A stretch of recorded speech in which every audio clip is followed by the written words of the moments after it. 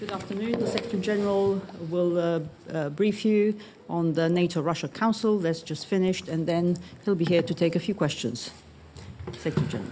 Good afternoon. I've just chaired a meeting of the NATO-Russia Council, our second meeting this year. Our discussions are not easy, but they are important, especially when tensions are going up. Today we discussed three topics: Ukraine, the INF Treaty, and transparency and risk reduction.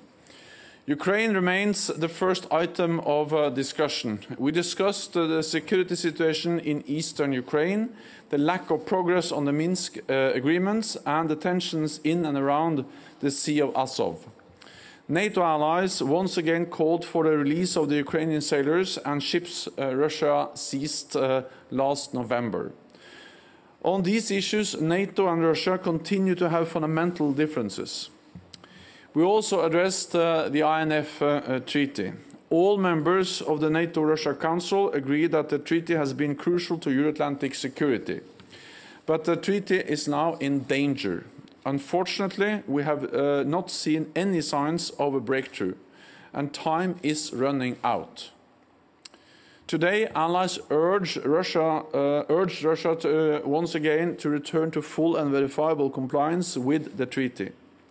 Russia expressed its concerns about the implementation of the treaty. All participants expressed strong commitment to effective arms control, disarmament and non-proliferation.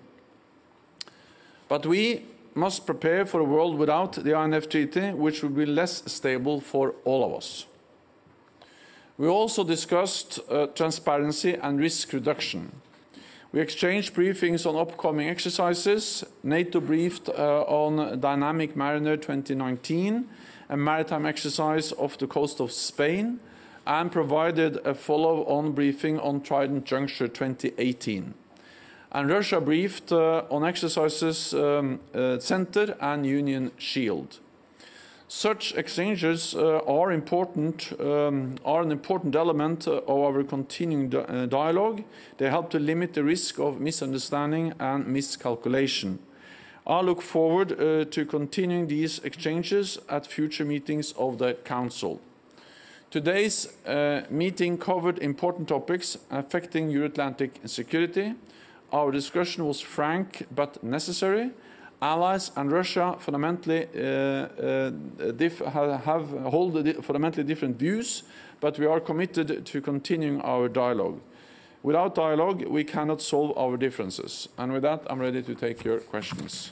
Okay, I'd like you to put up your hands and introduce yourselves and your outlet. We'll start in the center with NPR Deutsche Welle. Hi, Terry Schultz. Is NATO now considering upgrading its own missile defense capabilities with the new concerns that the Russian missiles that violate the INF could possibly be deployed? I guess this has always been a threat since you've known for 5 years, at least, that the violation was happening. But what steps are you taking at this very moment? Thanks. So what we discussed in the meeting today was the importance of saving the INF Treaty, and there is still time to save the treaty. And the treaty can be saved if Russia returns to compliance, and there are still 4 weeks to go before the deadline, the 2nd of August. So the clear message from all the NATO allies in that room was about the importance of saving the INF Treaty, because the INF Treaty is a cornerstone for our security. Then at the defense ministerial meeting of the NATO ministers not so long time ago, we discussed how NATO will respond. And of course, if the treaty is not saved, if Russia doesn't come back into compliance, then NATO will respond. We will respond in a united way, coordinated, defensive, and we have also stated that we are not planning, we don't have any intentions to deploy nuclear missiles in Europe. We will not mirror what Russia does. I will not today go into the different elements of what NATO is considering. Our focus now is to save the INF treaty. If Russia doesn't come back into compliance, then we will respond, and we will do that in a defensive way. When it comes to the ballistic missile defense, it is not directed against Russia. It is not capable of shooting down Russian intercontinental ballistic missiles. So this is a system which is directed against threats from outside the Euro-Atlantic area, and that's still the case. Okay, we'll go to the lady over here.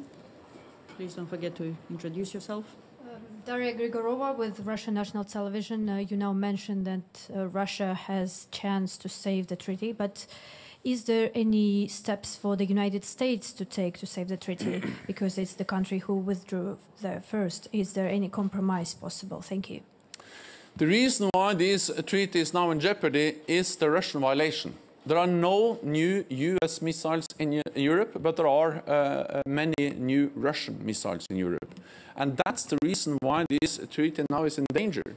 And Russia has violated the treaty over many years, and our concerns, the US concerns and NATO concerns about the new Russian missiles, have been raised with Russia over several years. Actually, it was the Obama administration that first raised their concerns about the Russian violation. And we also stated clearly that in the long run, there is no way arms control will function, will make us safer if it's only honored by one side. So there is only one reason why this treaty is now in jeopardy, and that is the ongoing Russian violation of the treaty.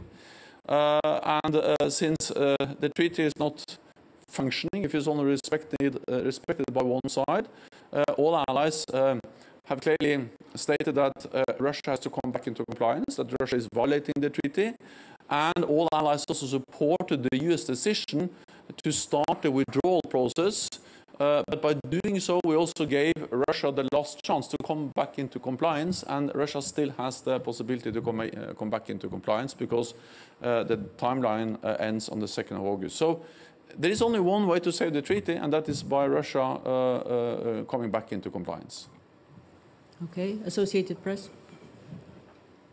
Lauren Cook from Associated Press. You said in the beginning that you've seen no sign, and I just want to be very clear about that. In this meeting, Russia gave absolutely no signal whatsoever that it's ready to come into compliance. Did it perhaps offer any other way of resolving the standoff here? No, we didn't see any sign of Russia being willing to come back into compliance with the INF treaty. And again, the facts on the ground, that's the problem. The problem is that there are new missiles, nuclear-capable, intermediate-range missiles in clear violation of the INF treaty, which has been developed, field deployed by Russia over the last years, and they have shown no sign, declared no intention of withdrawing or destroying these missiles. It is possible to do that within a very short period of time. Back in 1987, Russia was able to destroy cruise missiles, intermediate-range cruise missiles, within a few weeks. So it is possible, if they will, they can start now to comply with the treaty and then also save the treaty. And it is possible to do it in a few weeks because that has happened before. Okay. Europa Press, just behind the cameras. Secretary General, it seems that the treaty will not be saved by what you're just saying. So how do you expect for the 2nd of August? Will there be an extra NAC meeting from the allies, maybe to see if it's possible to take some of the measures forward? And what would you see as the first priorities?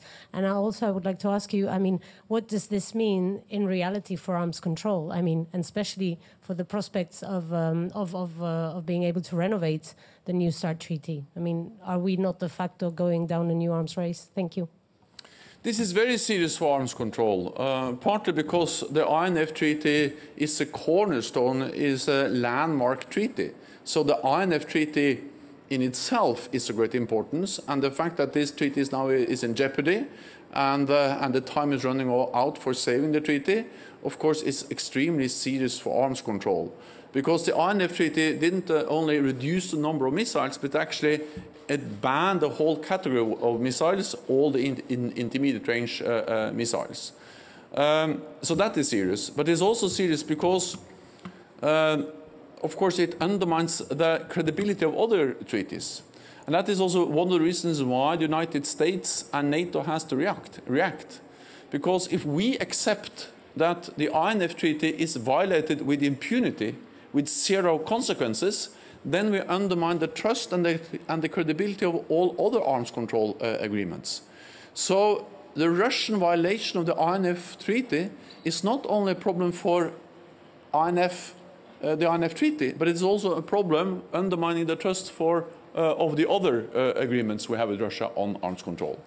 So that's also the reason why it is important to react, because to uphold the credibility of arms control, we need to react when treaties arms control is violated. Well, our focus is still on saving the treaty. Of course, I admit that the likelihood of saving the treaty is going down day by day as we approach the 2nd of August deadline. But until the 2nd of August, our focus will be on calling on Russia to return to compliance, because that's the only way to save the treaty. To adhere to the treaty is the only way to save the treaty. We have already discussed potential measures, and of course we have different measures we can take if Russia doesn't come back into compliance. That was one of the main topics at the latest defense ministerial meeting just a week ago. Last week. Some of them can be implemented quite quickly. Others will take more time. But of course, we have to react, partly to send a clear message to Russia that they cannot violate arms control without cost. It has a consequence when they break a treaty. And second, we have to make sure that we continue to deliver credible deterrence and defense, also in a world without the INF Treaty and with more Russian missiles that can reach European cities within minutes, that reduce the threshold of any potential use of nuclear weapons in a conflict, and which are dual capable, hard to detect, and mobile. So therefore, they are of great concern for all European NATO allies. Okay, we have Georgian TV over there. Mr. Secretary General, you have not mentioned during the when you were listing the topics, and still want to ask you, have you discussed with Russian side topic of Georgia ongoing situation, violation of ceasefire agreement? Next month in August there is 11 years already after Russian-Georgian war, and this week there was a Geneva talks, and after the talks Deputy Foreign Minister Grigory Karasin again said that they don't want to see Georgia in NATO. Thank you. It was raised during the meeting the issue of that Russia has deployed troops in neighboring countries without the consent of the country. We see that, of course, in Ukraine, we have illegally annexed Crimea, and there is still direct Russian support to the separatists in eastern Ukraine. We see it in Transnistria, and of course we see it in parts of Georgia. And NATO has many times expressed our strong support to Georgia, the territorial integrity of Georgia within its international recognized borders, And of course, the presence of Russian troops in parts of Georgia is a clear violation of the territorial integrity of Georgia. We support all efforts to try to find a political negotiated solution to the crisis. When it comes to Georgia's right to become a NATO member, NATO allies have reiterated their position many times that, of course, Georgia has that right because it is a fundamental right for any nation to choose its own path. And it's only Georgia and the 29 allies of NATO that decides when Georgia is ready to join the alliance. No other country has the right to try to veto or to intervene in such a process. Thank you very much. This concludes this press point. Thank you.